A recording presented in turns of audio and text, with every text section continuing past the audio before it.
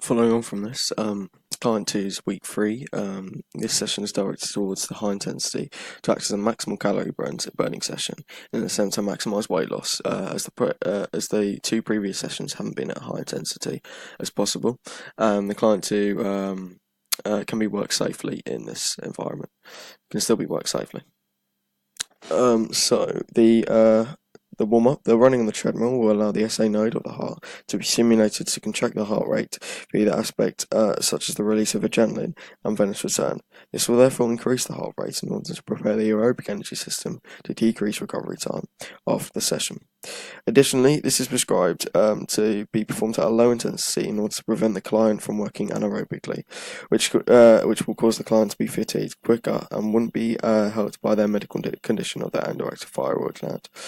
The dynamic stretches will then increase the joint and muscle pliability and range of movement for later exercises in the session. This is to prevent injuries such as hyperextension. The active specific stage will then prepare the client for later activities in the session of high intensity. Also, the one-set speed hurdle training will improve the client two's muscle memory for the more intense version of this later on in the session, to allow client 2 to perform the techniques of the activity more effectively. In the training, the increased weight and bicep curl exercise is prescribed in order to progressively overload the client's bicep brachia in an attempt to burn calories and cause muscle hypertrophy to eventually produce their BMI result. This is also benefited from the fact that the bicep curls with dumbbells isolate the bicep muscle to contribute more effectively to working the bicep at a higher intensity. The crunches have then been re-added to the session after removed last week to provide variation to the program. Also, the exercises of sit-ups into crunches progressively works the client's core by increasing the intensity of the exercise. This is by making them use sit-ups, which uses many muscles in order to be performed, which will have an effect on making their exercise easier. And then converting the activity into crunches, which isolates the abdominal muscles in order to increase the intensity through the type of intensity through the fit aspect of progressive overload principle. However, due to this intense exercise, the client has been allocated some recovery time between sets of 45 seconds and to replenish ATP stores as much as possible without decreasing exercise intensity too much, with a short rest time. The next exercise of speed hurdle training, which has already been mimicked in the warm-up to aid muscle memory, will work the lower body muscles in the legs at high intensity to ensure that the client takes even more measures to burning their calories. The differentiating methods used over the set will provide variation to the session and therefore help reduce the chances of the client becoming demotivated to enhance the effort they put towards these training sessions. Jumping jacks into press-ups will require many muscles to be used at a constant rate, which will therefore cause the vascular sun to concentrate blood at more than one area of the body, therefore requiring the heart to beat at a higher rate and increasing recovery time. However, to try and prevent overload, the client has only been allocated one set of only lasting 45 seconds and a 2-minute active recovery time after the activity in order to try and exercise. Replenish ATP stores for later exercise, and also will allow the client to not use their anaerobic glycolysis system as much, as ATP stores are already at a sufficient level for exercise. Lastly, the ATP stores for later exercise, and lastly, the client too will take part in another aerobic and anaerobic exercise, which will test and hopefully progressively overload their cardiovascular endurance. This is because the changing intensities of the exercise will cause the client to work over a long duration of 10 minutes, and therefore their cardiovascular system will have to endure constant pressure. Although this exercise mainly consists of aerobic exercise, some of the exercises is dedicated towards anaerobic exercise in order to maximise the amount of calories the client is able to burn. However, the majority of the exercise being aerobic and light paced conditions will at the same time compensate for the high intensity and prevent overload. Also, the fact that this has been altered than what it consists of as usual with the same light intensity helps prevent boredom through variation and therefore reduces the chance of demotivation.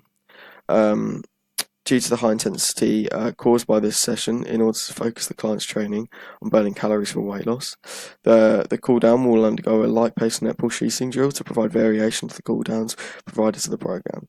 Additionally, the vast amount of muscles used in the activities will ensure a high use of skeletal muscle pump activity in order to circulate blood around the body as efficiently as possible, so that oxygen debt can be paid off to in turn reduce recovery time.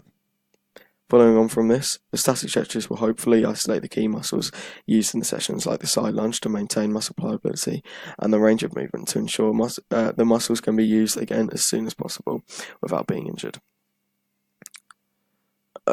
Then the week 4 session. This session has been prescribed in order to focus on the recovery of the client due to the high intensity of the previous session. This will be done through P&F. This is because during the last session, client 2 was forced to work at high intensity in order to maximise their fat burning to try and lose weight. However, this may have caused high amounts of stress on the client mentally and physically, like demotivating the client to work as hard as they did previously due to the high amount of strain applied to their body. Therefore, in order to relieve anxiety or stress levels from taking part in this program, I've allocated the client a session which consists of low intensity exercises to consequently allow them to relax. Additionally, the session allows vast extensive improvements to their client's flexibility, which allows the principal specification as one of their goals to improve their flexibility.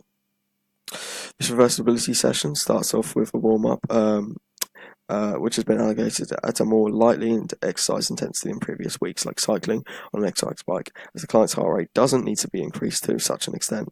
This is because during the P&F session, the client is required to have a heart rate at such a high level, perhaps of 138 BPM, which is 60% of their their maximum heart rate, where the muscles need high levels of oxygen in order to work anaerobically, and therefore extensive preparation isn't needed. Following on from this, the dynamic stretches will be able to prepare the specific muscles for the later activities, such as the side lunge preparing the groin for hamstring stretch. Therefore, the client's muscles are increased in pliability, range of movement, so that when the session attempts to improve their range of movement, they aren't overextended, which would have caused an injury through muscle tear. The active specific stage of the piriform stretch then allows the client's neuromuscular system to be prepared for this exercise by being repeated to a higher when it's being repeated at a higher intensity. Also, I've chosen the stretch to be prepared because it is one of the hardest stretches to be performed correctly and therefore safely during the session.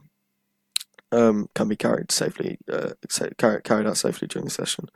Consequently, if the client is able to prepare for the activity, then the muscles involved can be slowly and steadily forced against the high strain rather than be rushed into a P&F stretch, which could cause injury.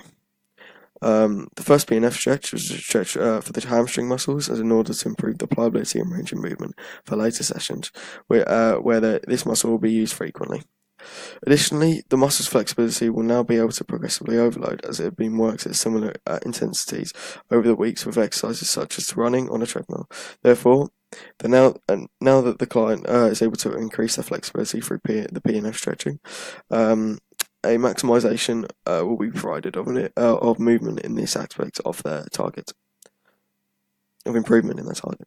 Following on from this, the varying different P&F stretches will not only provide variation to the session to ensure the client's motivated to complete the sessions at the best way that they can, but also maximise the amount of areas of the body are able to improve in flexibility, and therefore having a higher increase in the amount of improvement is made.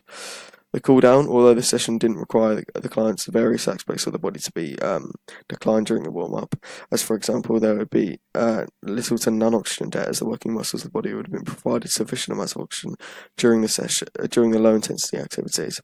The muscles of the body may have been placed under a high amount of strain. Therefore, they have been prescribed as submaximal exercises so that their muscles can slowly lower the strain which was placed upon them. Secondly, the activity of netball passing is, although not specific, as it follows up the interest of undertaking new sports, and also provides variation to the cool downs from previous weeks, and it also allows them to help improve their coordination due to the different muscles and accuracy required to convert the netball shot. Then the static stretches will help maintain the muscles' range of movement and pliability used in the session in order to decline the amount of strain applied to them at a low pace to avoid injury and consequently demotivation.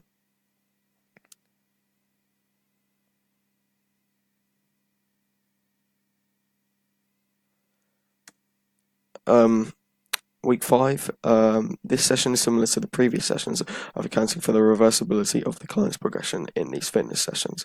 This is because the client has not been working at high intensity, which they used to work at in the weeks 1 and 2 for some time, causes their ability to perform these exercises so well and at such high intensity to decline. Therefore, the client is required to be provided with the principle of reversibility by decreasing the intensity of their sessions and prevent them from being rushed back into previous workload and causing them injury from stress or muscle strain.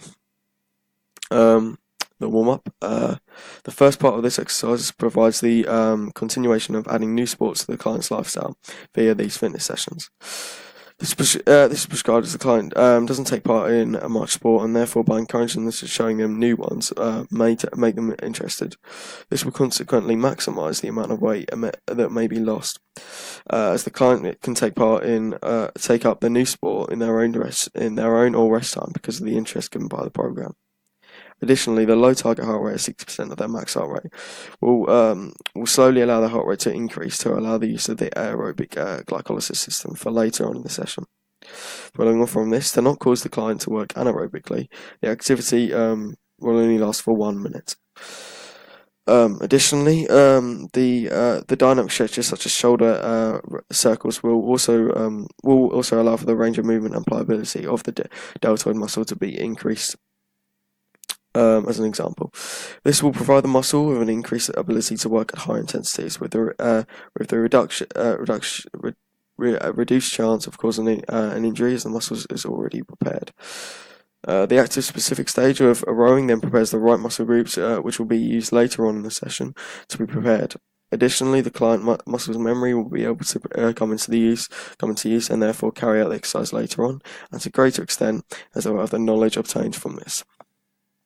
The kettlebell swings in the training will then be used as an alternation to the previous exercise of front squats, as this exercise will still provide progressive overload to the client's goal of losing weight, as it uses similar muscle groups at a similar intensity. Additionally, the changing content will provide variation to the sessions and therefore prevent the demotivation due to the boredom. Of the clients being provided new and fresh ways to train. Therefore, the sessions are carried out to the best quality, and they can be varying the type of sets to the exercise. It also adds to the use of variation, but at the same time provides progression to the exercise as the weight increases to increase the intensity and maximize muscle growth in this section of the body. This also follows the principle of specification. As mentioned in the client profile, they suffer from lower back pain, and therefore increasing the flexibility will also benefit this by relieving pressure placed upon there. Following on from this, the client will take part in bicep curls,